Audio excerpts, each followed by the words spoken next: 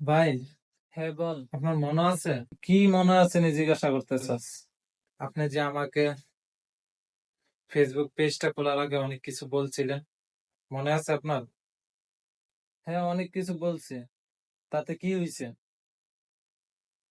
তাইলে আজকে আমার পেজে যায় দেখেন কত মানুষের ভালোবাসা আমি পাইতেছি।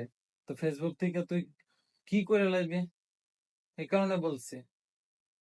তো অনেক বড় সফলতা পাইয়া লাইছস তুই। তুই আমার এখন আইসা বলতেছস তোর আইডিতে যে চেক করতাম। আমার এমবি খরচ করে তোর আইডিতে জন্ম কিসের জন্য? তুই সফলতা পাইছস তোরটা তোর কাছে। পাগলরা না এরকম ফেসবুকে ভিডিও করায়। তুই কথাটি বলছিলাম আমি আগে। কারণ তুই এমন কোন সেলিব্রিটি হওয়াস নাই যে তোরে সম্মান করতে হইব।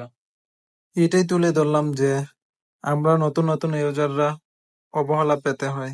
এই ভিডিওটা যদি ভালো লাগে অবশ্যই লাইক কমেন্ট শেয়ার করে পাশে থাকবেন। আল্লাহ হাফেজ।